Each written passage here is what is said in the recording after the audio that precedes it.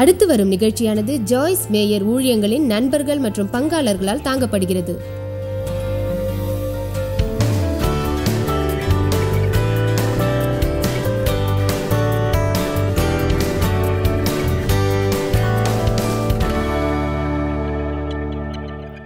உங்கள் சூழ்நிலைகள் அப்படியே தொடர்ந்து கொண்டிருந்தால் பிரச்சனைக்குள்ளாவீர்கள். பிரச்சனையை தொடர்ந்து பார்த்து கொண்டிருந்தால் சிக்கலில் தான் இருப்பீர்கள். உங்கள் சொந்த பலவீனங்களை அதிகமாக பார்த்தால் நீங்கள் பிரச்சனைக்குள்ளாவீர்கள். எல்லாவித பிரச்சனையும் பார்ப்பதை விட்டு விலகி விசுவாசத்தை தொடங்கினவரும் முடிப்பவருமாகிய இயேசுவை நோக்கி அருகில் சேர்வோம். நான் நேற்று என்ன செய்வது என்று தெரியாமல் இருந்தேன். ஆனால் தேவன் மட்டுமே அறிவார். நான் தேவனை நோக்கி பார்த்தேன். தேவன் எனக்கு வழி காண்பித்தார். இப்படித்தான் நான் கடந்த 35 ஆண்டுகளாக என் வாழ்க்கையை நடத்தினேன். நீங்களும் அப்படி வாழ முடியும். ஆமா, நான் ஆச்சரியப்பட்டேன். ஜாய்ஸ் மேயர் போல எப்படி நினைக்கிறதுன்னு தெரியல. சுசி ஜான்ஸ், ஜான் பிரவுன் அல்லது மற்றவர்கள் நினைக்க வேண்டியதை விட எந்த வித்தியாசமும் இல்லை. நாங்கள் சாதாரணமானவர்கள், உங்களைப் போன்றவர்கள்தான். தேவன் எங்களை பயன்படுத்துகிறார். அப்படியே உங்களையும் பயன்படுத்துவார். நம்பிக்கையுடன் சரீர பலவீனங்களால் விசுவாசத்தை இழந்தவர்கள் விசுவாசத்தில் நம்பிக்கை கொள்ள முடியும். ஆபிரகாம் அவரது சூழ்நிலைகளை புறக்கணிக்கவில்லை. அவைகளை எதிர்கொண்டார். தான் எவ்வளவு வயதானவர் என்று அவருக்கு தெரியும். சாராவும் எவ்வளவு வயதானவர் என்று தெரியும். தேவன் சொல்வது சாத்தியமற்றது என்றும் அவருக்கு தெரியும். ஆனால் கடந்த காலத்தில் அவருக்கு தேவன் செய்த அற்புதமான விஷயங்களை ஒருவேளை நினைவில் கொண்டு, ஒருவேளை ஆபிரகாம் நம்மை போன்று நம்பிக்கை கைதியாக இருக்க தீர்மானித்திருக்கலாம்.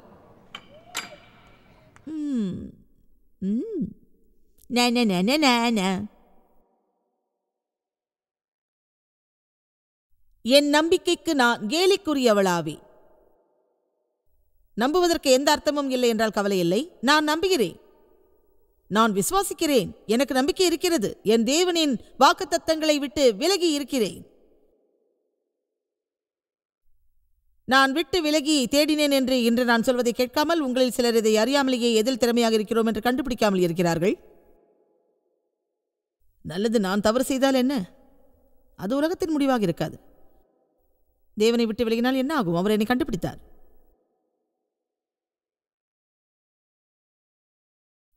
உங்கள் ஆத்துமாவையும் அதன் செயல்பாட்டையும் புரிந்து கொள்வதற்கு இது முக்கியம். நான் மீண்டும் சொல்கிறேன், அநேகர் தங்கள் ஆத்துமா, மனம், சித்தம், உணர்வுகள் ஆகியவற்றால் வாழ்கிறார்கள். அடுத்த 100 ஆண்டுகளுக்கு இதை நான் போதிக்க முடியும். ஜனங்களுக்கும் இது இன்னும் அவசியம். ஆமா, நான் நினைக்கிறேன், எனக்கு வேணும், நான் உணர்றேன், எனக்கு வேணும், நான் உணர்றேன், எனக்கு வேணும், நான் நினைக்கிறேன், நான் உணர்றேன், நான் நினைக்கிறேன், எனக்கு வேணும். நீங்கள் ஜனங்களை கவனிக்க வேண்டும். எல்லா நேரத்திலும் அவர்கள் என்ன நினைக்கிறார்கள் என்று. அவர்கள் உங்களுக்கு சொல்வார்கள், நான் நினைக்கிறேன், நான் என்ன நினைக்கிறேன்னு சொல்றேன். எனக்கு வேணும், நல்லது ஆண்டவரே, இது எனக்கு வேணும், ஆண்டவரே எனக்கு இது தேவை, நான் உணர்றேன். ஆண்டவரே உம் சித்தம் நிறைவேறட்டும் என்று சொல்ல அவர் விரும்புகிறார். இப்போது நான் முரட்டுத்தனமாக இருக்க விரும்புவதில்லை. ஆக்ரோஷமான வார்த்தைகள், நான் யாருடைய உணர்வுகளையும் காயப்படுத்த விரும்பவில்லை. உண்மையில் நாம் என்ன நினைக்கிறோம் என்பது ஒரு பொருட்டல்ல. இதை உண்மையில் அப்படியே விட்டு விலகுவது ஒரு விஷயமே இல்லை. தேவனின் வார்த்தை என்ன சொல்கிறது அதுதான் முக்கியம். நாம் என்ன நினைக்கிறோம்? நாம் சில விஷயங்களை குறித்து யோசிக்காமல் இருக்க கற்றுக்கொள்ள வேண்டும். சில விஷயங்களை நாம் அதிகமாக யோசிக்கின்றோம். நீங்கள் எப்படி உணர்கிறீர்கள்? நீங்கள் என்ன நினைக்கிறீர்கள்? என்னவெல்லாம் விரும்புகிறீர்கள் என்று உங்களை கேட்டுக்கொள்வதை நிறுத்துங்கள். கொஞ்சம் ஆழமாக வாழ கற்றுக்கொள்ளுங்கள். சிறிது ஆழத்திற்குள் சென்று, ஆண்டவரே உமக்கு தெரியும் நான் என்ன உணர்கிறேன், எனக்கு என்ன தேவை என்று நான் நினைப்பது ஒரு விஷயமே இல்லை என்று சொல்லுங்கள். உங்கள் வாழ்க்கையில் இந்த விஷயங்களை குறித்து தேவன் கவலைப்பட மாட்டார் என்று இல்லை. ஆனால் இயேசு கெத்செமனேனில் இருந்தபோது என்ன நடந்தது? அவர் அங்கு சிலுவைக்கு போக தயாரானார். அவர் அங்கு நின்று ஆண்டவரிடம் நீர் என்ன நினைக்கிறீர், என்ன விரும்புகிறீர் என்று கேட்டாரா?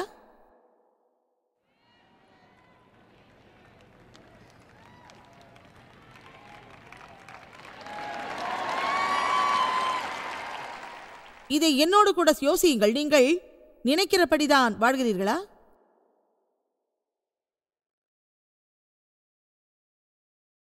அது மோசமில்லை என்றால் நண்பர்களை அழைத்து அவர்கள் என்ன நினைக்கிறார்கள் என்று கேளுங்கள். உண்மையில் அது பாதி சுவர் குதித்தது போல இருக்கும். நேர்மையாகவும் உண்மையாகவும் நீங்கள் உணர்கிறபடி எந்த அளவிற்கு உங்களால் வாழ முடியும்? நாம் உணரக்கூடிய சில காரியங்களை செய்ய இயலாது என்பதல்ல, ஆனால் நமக்கும் ஆண்டவருக்கு இடையே உணர்வது என்னவென்றால், ஆண்டவர் முதலில் இருக்க வேண்டும், பின்னர் உணர்ச்சிகள் அதன் பின் ஒரு பகுதியாக இருக்க வேண்டும். 1 தெசலோனிக்கேயர் 5:8 சொல்கிறது, ரட்சிப்பின் நம்பிக்கை என்னும் தலைச்சீராவையும் தரித்துக் கொண்டிருக்க கடவாம்.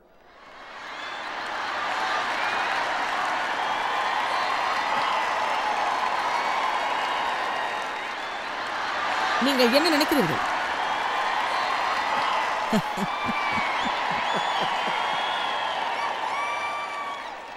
ஒன்று தெசலோனிக்கேயர் 5:8 பார்க்கலாம். நான் மற்றவர்களுக்காக என் தலையை உடைத்துக் கொள்ளவில்லை, நீங்கள் நன்கு மதிக்கிறீர்கள்.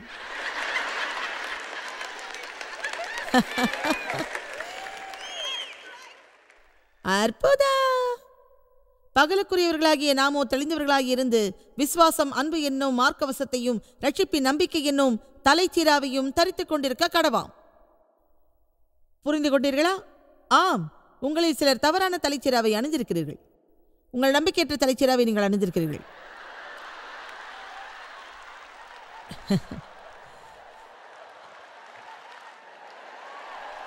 இன்று அந்த தலைச்சீராவை மாற்ற வேண்டும். நம்பிக்கை உங்கள் தலைச்சீராவாக மாற வேண்டும். உங்கள் சிந்தனை முழுவதும் நம்பிக்கை இருக்க வேண்டும். தேவன் அதை ஒருவருக்கு தர முடியும் என்றால் உங்களுக்கும் அவரால் கொடுக்க முடியும். அதற்கு எவ்வளவு காலம் எடுக்கும் என்பதை குறித்து கவலைப்படாதீர்கள். நான் விட்டுக் கொடுக்க மாட்டேன், நான் விட்டு விலகவும் மாட்டேன். ஆபிரகாம் அநேக காலம் காத்திருந்தார், பொறுமையுடன் சகித்திருந்தார். என்னாலும் காத்திருக்க முடியும். நான் காத்திருக்கும் போது என் வாழ்க்கையை சந்தோஷமாக அனுபவிக்க முடியும். நான் மற்றவர்களோடு உறவுகள் வைத்திருந்தாலும் நான் நினைக்கிறேன், சில நேரங்களில் நான் பைத்தியமாகவும் இருந்திருக்கிறேன். என் வாழ்க்கையில் அவர்கள் மத்தியில் சந்தோஷமாகவும் இருந்திருக்கிறேன். ஏனென்றால் என்னை தவிர யாரும் என் மகிழ்ச்சியை கட்டுப்படுத்த முடியாது.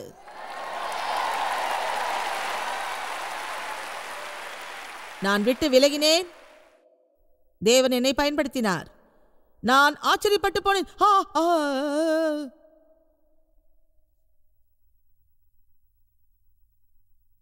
ரோமர் 8:5-7.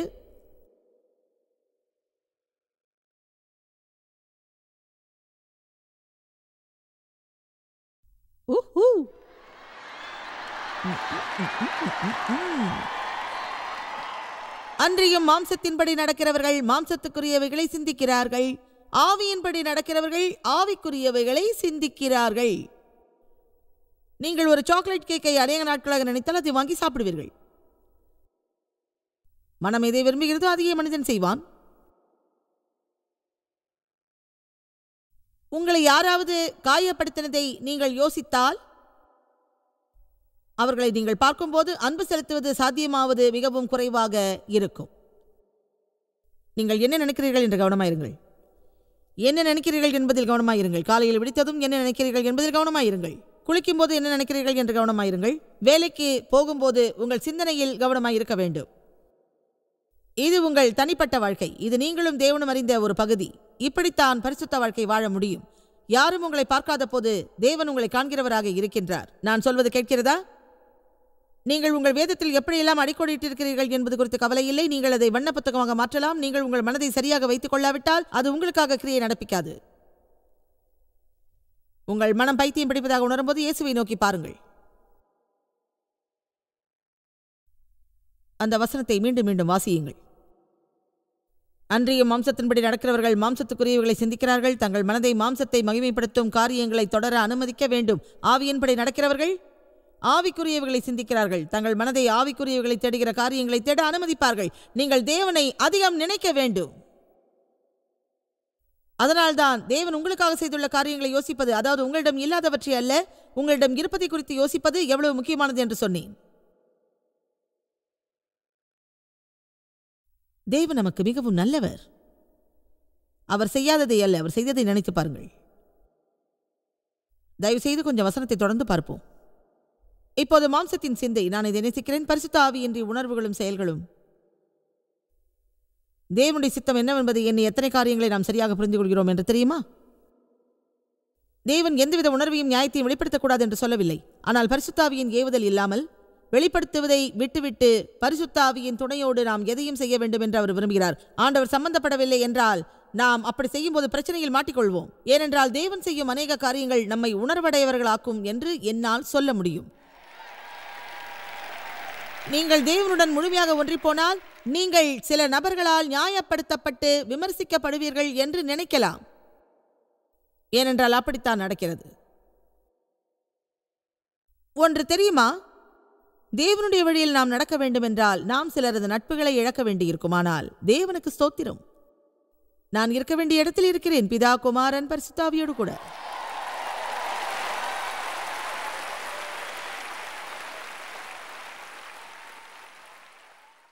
தேவன் ஒருவேளை உங்கள் சிந்தனை கேட்டாத அநேக காரியங்களை உங்களுக்கு செய்து முடிப்பார் என்பதை தைரியமாக சொல்ல முடியுமானால் நீங்கள் கொஞ்சம் ஆழமாக போனால் உங்கள் தலை உயர்த்தப்படும். நீங்கள் வேண்டாததை சிந்திப்பதை விட்டுவிடுங்கள். தலை கணத்தோடு வாழ்வதை விட்டுவிடுங்கள். நீங்கள் என்ன நினைக்கிறீர்கள் என்பதை அதிகமாக கேட்பதை நிறுத்துங்கள். தேவன் என்ன நினைக்கிறார் என்பதை சிந்தியுங்கள். உங்கள் சொந்த சிந்தையை விட்டு உங்கள் சிந்தை தேவ சிந்தையாக மாறட்டும். நீங்கள் சிந்திக்கிறபடி எப்பொழுதும் வாழ்வதை நிறுத்துங்கள். நான் உணர்றேன். ரோமர் 8:12-13 பார்க்கலாம். உண்மையில் இந்த வசனத்தை நேசிக்கிறேன்.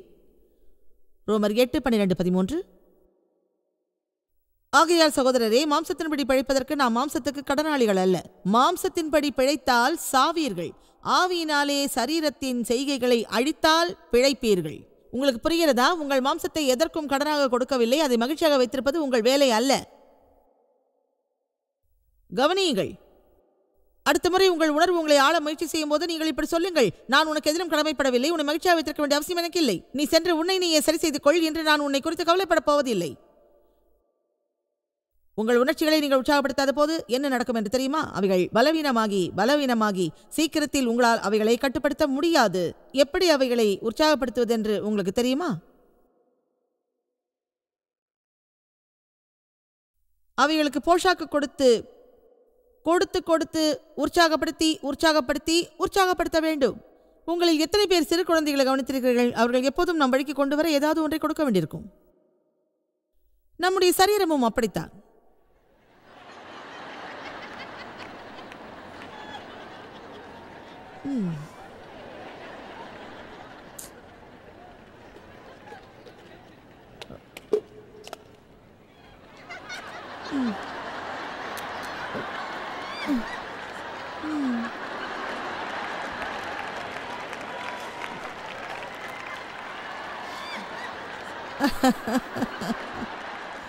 நான் எத்தனை நாட்கள் அப்படி செலவு செய்திருப்பேன் என்று நீங்கள் நினைக்கிறீர்கள்?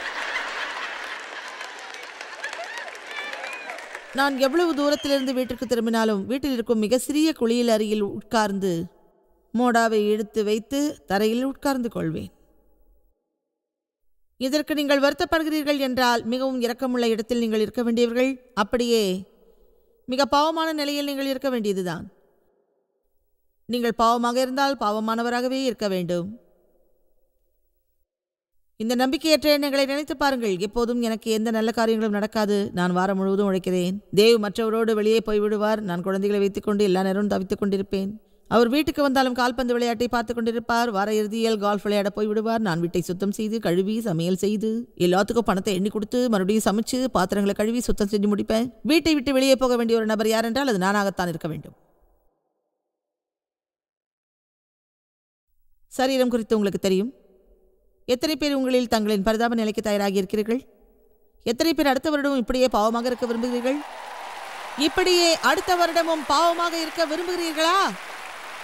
அப்படி இருக்க யார் விரும்புகிறீர்கள்? நீங்கள் ஆம் என்று சீக்கிரத்தில் சொல்ல விரும்ப மாட்டீர்கள். ஏனென்றால் சீக்கிரம் சொல்லும் போது அதில் சிக்கிக் கொள்வீர்கள். ஏனென்றால் தேவன் சொல்கிறார், நீங்கள் இரக்கமுள்ளவராகவோ வல்லமை வாய்ந்தவராகவோ இருக்கலாம், ஆனால் இரண்டுமாக இருக்க முடியாது. ஏதாவது ஒன்றை தேர்ந்தெடுங்கள். ஆமேன். இது புரிந்திருக்கும் என்று நினைக்கிறேன். இந்த வாரம் இந்த அருமையான கொள்கைகளை நாம் தெரிந்து கொண்டிருக்கிறோம். இப்போது நாம் வீட்டுக்கு போய் நம் வேலைகளில் எப்படி இவைகளை செயல்படுத்த முடியும் என்பதை காட்ட எனக்கு கொஞ்சம் கஷ்டமான முயற்சியாக இருக்கும். அன்றாட வாழ்வில், நம் அன்றாட வாழ்க்கையில் அங்காடிக்கு போகும்போதும் சந்தைக்கு போகும்போதும் போக்குவரத்திலும் பள்ளியிலும் வேலை ஸ்தலங்களிலும் நம் அண்டை வீட்டாரிடத்திலும் இவைகள்தான் நாம் பரிசுத்தத்தை காத்துக்கொள்ள வேண்டிய இடங்கள். தேவாலயத்தில் ஒவ்வொருவரும் நடந்து கொள்கிறோம். ஓ, கர்த்தருக்கு ஸ்தோத்திரம் சகோதரி. தேவனுக்கு மகிமை. அல்லேலூயா. ஊஹூ, நன்றி இயேசுவே. இப்போது கவனியுங்கள், நிதர்சனத்தை புரிந்து கொள்ளுங்கள். வாழ்க்கை சவாலாக இருக்கலாம், அது கஷ்டமாகவும் இருக்கலாம், எதிர்பார்த்திருக்காத விஷயங்கள் நடந்திருக்கலாம். பரிசுத்தமில்லாத உலகில் தேவபக்தியாய் வாழ்வது சவாலாக இருக்கலாம். உண்மையிலேயே சில நேரங்களில் தேவனை நம்புவதற்கு முயற்சி செய்யும் ஒரே நபர் நாமாக மட்டும் இருக்கலாம். சில வேளைகளில் குறிப்பாக உங்களை நேசிக்காத ஜனங்களோடு இருக்கும்போது பொறுமையாக, அன்பாக, பணிவாக, தாழ்மையாக, மென்மையாக, சாந்தமாக, இரக்கமுள்ளவளாக இருப்பது சவாலாக இருக்கலாம். ஓஹோ, உணவு கட்டுப்பாடோடு இருக்கும் ஒரு சமூகத்தில் அதிக எடையோடு இருப்பது சவாலாக இருக்கலாம்.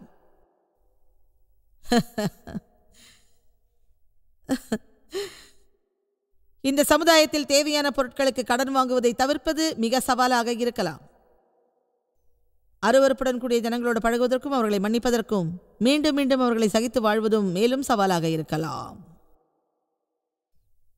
ஆனால் இங்கே நற்செய்தி இருக்கிறது, நாம் இவைகளின் மத்தியில் அபிஷேகம் பண்ணப்பட்டிருக்கிறோம்.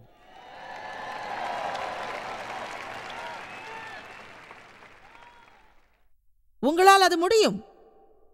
நீங்கள் வீட்டுக்கு போய் நிலையாக இருக்க முடியும். வீட்டுக்கு சென்று இங்கு இருப்பதைப் போலவே மகிழ்ச்சியாக இருக்க முடியும். இவங்களுக்கு வேற வேலை இல்லை. என்ன நீங்க நம்பல? நீங்கள் அதை பார்த்திருக்கிறீர்களா?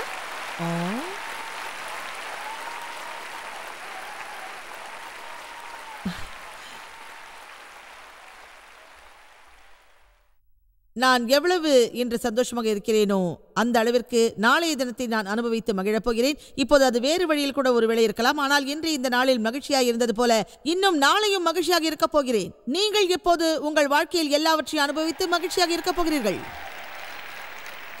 இது ஒரு முறைதான் கிடைக்கும்.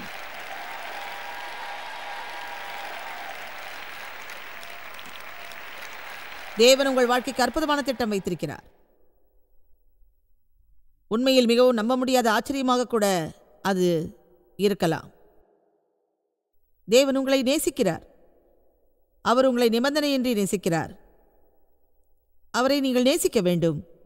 உங்களை சுற்றியுள்ள ஜனங்களிடம் சென்று அவரை குறித்து சொல்ல வேண்டும். அவர்களுக்கு நம்பிக்கை அளிக்க வேண்டும். நாம் இந்த இரண்டு தேசத்தில் ஒளியாக இருக்கிறோம். அங்கு தாக்குதல்கள் இருக்கும், பாடுகள் இருக்கும். ஆனால் அது எதற்கு தெரியுமா? நீங்கள் இவைகள் எல்லாவற்றிலும் இப்படியாக சொல்ல வேண்டும்.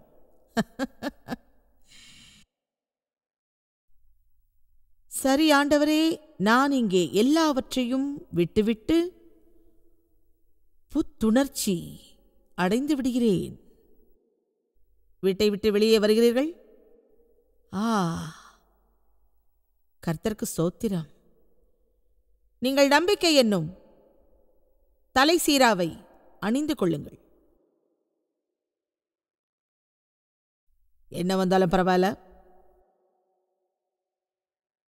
தலை சீர அழகாக பார்க்க போறதில்ல, ஆனால் அது அழகா இருக்கும். தேவ் சொன்னார் அவர்கள் அவன் திறமையை பார்க்க முடியும் என்று. நான் இல்லை, அதை நான் கஷ்டத்தோடு பார்க்கணும் என்று சொன்னேன். உங்கள் நங்கூரத்தை நீங்கள் பிடித்துக் கொள்ளுங்கள்.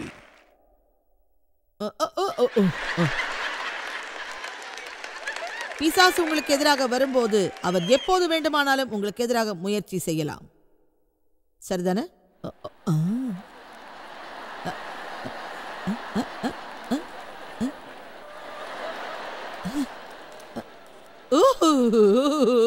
நான் என்ன செய்யணும்னு எனக்கு தெரியும். நான் எங்க போகணும்னு எனக்கு தெரியும்.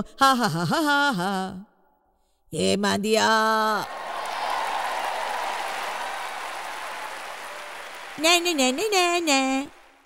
இது சாத்தானை நடுநடுங்க வைக்கும் நேரம். நம்பிக்கையின் நங்கூரத்தை பிடித்துக் கொள்ளுங்கள். ரட்சிப்பின் தலை சிராவை அணிந்து கொள்ளுங்கள். நம்பிக்கை எனும் சிறைச்சாலையில் தரித்திருங்கள். நீங்கள் வாழ்வில் வெற்றியாளராவீர்கள். ஆமென். நான் உங்களை நேசிக்கிறேன். நான் உண்மையில் நம்பிக்கை குறித்து பேசின இன்றைய செய்தி தேவன் செய்த எல்லா விஷயங்களிலும் உங்களுக்கு சிந்திக்க சவாலாக இருக்க ஜெபிக்கின்றேன். உங்களுக்கு இல்லாத ஒன்றில் சார்ந்து வாழாமல், ஆனால் அதற்கு பதிலாக உங்கள் ஆசீர்வாதத்தில் வாழ இது உதவியாக இருக்கும். இந்த ஜாய்ஸ் மேயர் ஊழியங்களில் நம்மை கவர்ந்த வாலிபனின் கதையில் தேவனின் ஆசீர்வாதம் எப்படி ஊக்கமளிப்பதாக இருக்கிறது என்பது ஒரு குறிப்பிடத்தக்க உதாரணம். அது உங்களை ஊக்குவிக்கும் என்று நம்புகிறேன். அவரது பெயர் நிக் வாயச்செக். ஒரு அரிதான நோய் காரணமாக கைகால்கள் இல்லாமல் பிறந்தவர். அவரது நம்பிக்கையை தேவ நம்பிக்கையுடன் இணைத்து வரம்புகள் இல்லாமல் அவர் அழைத்த அழைப்புக்கு பாத்திரமாக வாழ்ந்தார். இன்று நிக் ஒரு சுவிசேஷகர், ஒரு உற்சாகமூட்டும் பேச்சாளர், ஒரு கணவர், ஒரு தந்தை. கஷ்டங்கள் மற்றும் பாடுகளில் மிகுந்த நம்பிக்கையை பற்றிக்கொண்டு வாழ்ந்த நிக் என்ன சொல்கிறார் என்பதை கவனியுங்கள். உங்களுக்கு தெரியுமா, ஜனங்கள் உண்மையிலேயே தேவன் தங்களோட வாழ்க்கை சூழ்நிலையை மாற்றினா உண்மையில கிறிஸ்து இயேசுக்குள்ள அடங்கி இருக்கிறதுக்கு நிறைய பேர் காத்திருக்கிறதா நான் நினைக்கிறேன். ஆனால் உண்மையில ஆண்டவர் ஏற்கனவே செஞ்ச நன்மையோட நோக்கம் உங்களுக்கு தெரியாது இருக்கிறதுனால அவர் உங்களுக்காக உண்மையில என்ன செஞ்சாருன்னு உங்களுக்கு தெரியல. என்ன அது விடுவிச்சிருக்கு, அற்புதங்களை நம்புறதுக்கு எனக்கு ஒரு மேடை அது கொடுத்துருக்கு. ஆனால் அதே சமயத்தில் என் சந்தோஷம் கிறிஸ்துவுக்குள்ள முழுமையாக இருக்கிறதுக்கு முன்னால் அந்த அற்புதங்களுக்கு நான் காத்திருக்க வேண்டிய அவசியம் இல்லை. தேவாலயத்திலேயே நான் வளர்ந்தேன். தேவாலயத்திலே வளர்ந்தது மூலமா ஒவ்வொரு ஞாயிற்றுக்கிழமையும் அந்த பாடலை பாடி இயேசு என்ன நேசிக்கிறார், நான் அதை அறிவேன், வேதம் எனக்கு கத்து தந்திருக்குன்னு நான் சொல்லுவேன். உங்களுக்கு தெரியும், தேவன் நம்மளை நேசிக்கிறார்னு நம்புறதுக்கு நிறைய விசுவாசம் தேவை. ஏன்னா எனக்குள்ள நிறைய கேள்விகள் இருந்தது. தேவன் என்ன நேசிக்கிறார்னா ஏன் அவர் என்ன இப்படி பிறக்க வச்சிருக்கணும்? தேவன் எல்லா அற்புதங்களையும் செய்ய முடியும்னா நான் கேட்குற எதையும் அவரால் கொடுக்க முடியும்னா என் வேதனையிலிருந்து என்னை விடுவிக்க அவரை கெஞ்சின போது அவர் ஏன் எனக்கு கைகால்களை கொடுத்துருக்க கூடாதுன்னு யோசித்தேன். நான் பதில் தெரிஞ்சுக்க ஆசைப்பட்டேன். சில காரணங்களுக்காக தேவன் என் ஜெபத்துக்கு பதில் கொடுக்கலன்னு நான் நினைக்க ஆரம்பித்தேன்.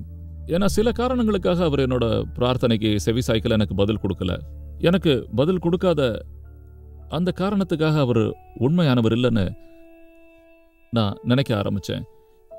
அதுவும் 8லேருந்து 12 அந்த வயசுலேருந்து நான் ரொம்பவே கஷ்டப்பட்டேன். உண்மையில் நான் ஒரு முதல் சிறப்பு குழந்தையா ஒரு பிரதான பள்ளியில் சேர்க்கப்பட்டேன். நான் ஒருத்தன் மாத்திரம் கைகால் இல்லாமல் முற்றிலும் ஒரு சக்கர நாற்காலியில் போக ஆரம்பித்தேன். எனக்கு நிறைய கவனம் தேவைப்பட்டது. மன அழுத்தம், தனிமையை நான் உணர்ந்தேன். அதுவும் 10 வயசில் தான் நான் உண்மையில் ஒரு 6 அங்குல குளியல் தண்ணீர் தொட்டியில் மூழ்கடிச்சு நான் தற்கொலை செஞ்சுக்கலான்னு முயற்சி பண்ண ஆரம்பித்தேன். ஏன்னா நாள் முழுக்க கஷ்டப்பட்டு கேலிக்குள்ளாகி இனிமே வாழக்கூடாதுங்கிற நிலைக்கு நான் தள்ளப்பட்டுட்டேன். அப்புறம் பார்த்தீங்கன்னா தான் எனக்குள்ள ஒரு சின்ன நம்பிக்கை வந்தது. தேவ கிருபையால் 3வது முறையாக குளியல் தொட்டிலிருந்து உருட்டி எடுக்கப்பட்டேன். என் அம்மாவும் அப்பாவும் என்னை கல்லறையில் பார்த்து அழற மாதிரி பார்த்தேன். என் வேதனை நீங்கிறத நான் பார்த்தேன். வாழணும்னு முடிவு பண்ணேன். ஆனால் நான் மனச்சோர்வில் இருந்தேன். யாரும் என் இதயத்தை குணப்படுத்த முடியாது. பணத்தால் எந்த நண்பர்களாலும் எவ்வளோ படிச்சிருந்தாலும் என்னோட மேற்கோள் இடலனாலும் தேவை. என் தினசரி வாழ்க்கையை நான் நடத்தி ஆகணும்.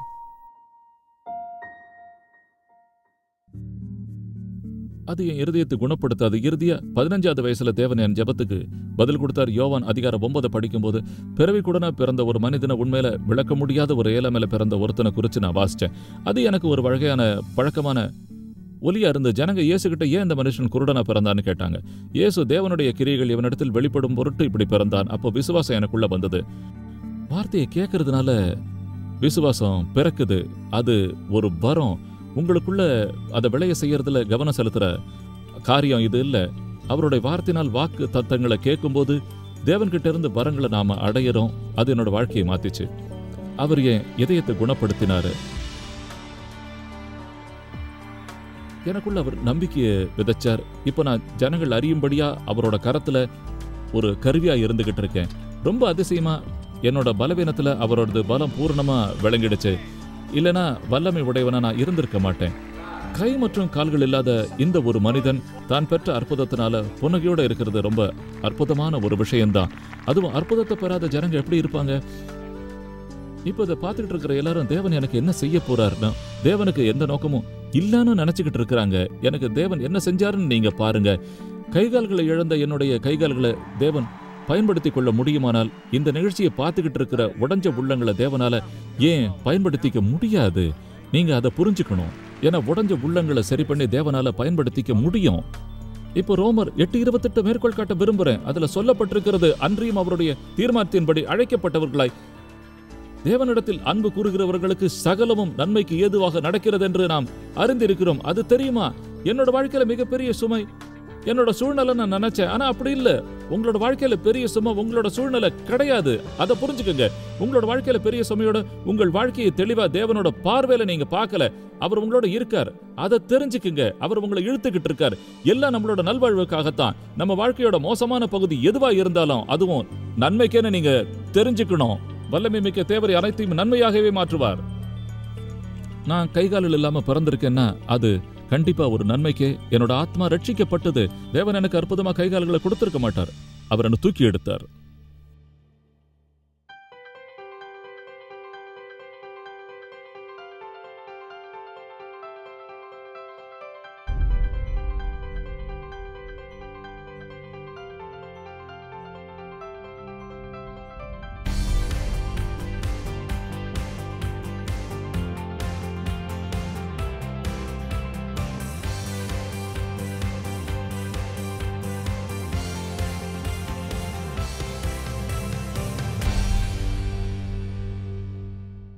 இன்றைய நம்பிக்கை நிகழ்ச்சியை கேட்ட எல்லோருக்கும் இது மிகவும் முக்கியமான நிகழ்ச்சி என்று நினைக்கிறேன். ஒருவேளை நீங்கள் உடைந்த உறவுகளோடு, வியாதியோடு, வேலைகளை இழுத்து போராடிக் கொண்டிருக்கலாம். இப்படி 1000 வித்தியாசமான விஷயங்கள் இருக்கலாம். ஜனங்கள் தங்கள் வாழ்நாளில் துல்லியமான பல வழிகளில் வாழ்கின்றார்கள். ஆனால் எவ்விதமான சூழ்நிலையிலும் எதை பற்றியும் கவலை கொள்ளாமல் நாம் எப்பொழுதும் கிறிஸ்துவில் நம்பிக்கை வைத்திருப்பதை நினைவுபடுத்த வேண்டும். நாம் என்றும் விசுவாசத்தோடு ஜீவிக்க வேண்டும். அது ஒரு உயிருள்ள காரியமாக இருக்க வேண்டும். மேலும் குரல் கொடுக்க வேண்டும், எனக்கு நம்பிக்கை இருக்கிறது, என் நம்பிக்கை கர்த்தருக்குள் இருக்கிறது என்று. அவர் என்னை நம்புகிறார். எதிரி நீங்கள் நம்பிக்கையற்றவராக இருக்க வேண்டும் என்று விரும்புவான். அவர் எதையும் மாற்றப்போவதில்லை என்று உங்களை நினைக்க வைக்க அவன் விரும்புவான். இந்த ஊழியத்தை உலகமெங்கும் சாத்தியமாக்கும் நண்பர்களுக்கும் பங்காளர்களுக்கும் எங்களது நன்றியையும் பாராட்டுகளையும் தெரிவிக்கிறோம். ஒன்றாய் இணைந்து நாம் பசி உழவுகளை போஷித்து உடைகளை கொடுத்து தேசங்களுக்கு சுவிசேஷத்தை சொல்லி வருகிறோம். எங்களை தொடர்பு கொண்டு www.jmumindia.org உங்கள் ஜெபத் தேவைகள் மற்றும் எங்களின் வெளியீடுகள் பற்றி அறிந்து ஜாய்ஸ் அவர்கள் நிகழ்ச்சிகளை அறிந்து எங்களோடு இணைந்து தேவ அன்பை உலகிற்கு பரவச் செய்யுங்கள். அடுத்து வரும் நிகழ்ச்சியானது ஜாய்ஸ் மேயர் ஊழியங்களின் நண்பர்கள் மற்றும் பங்காளர்களால் தாங்கப்படுகிறது.